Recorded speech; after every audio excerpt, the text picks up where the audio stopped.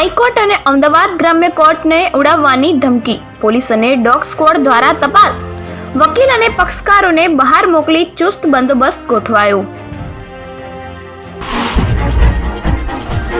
નકલી અધિકારી સાથે સર્કિટ હાઉસમાં મીટિંગ કરાવી. રેલવેમાં ટેન્ડર અપાવવાનું કહી ઠગ ટોળકીએ બંગાળના વેપારીને 4.38 લાખનો ચૂનો લગાવ્યો.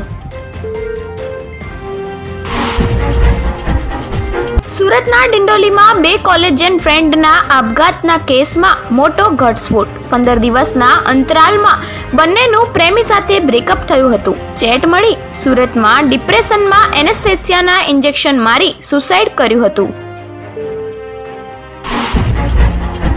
વહેલી સવારે ઊંઘમાં ઝડપી પાડ્યો. વડોદરામાં 1 કરોડની છેતરપિંડીના કેસમાં 10 વર્ષથી ફરાર ઠગ વેપારીની ક્રાઇમ બ્રાન્ચે કચ્છથી ધરપકડ કરી.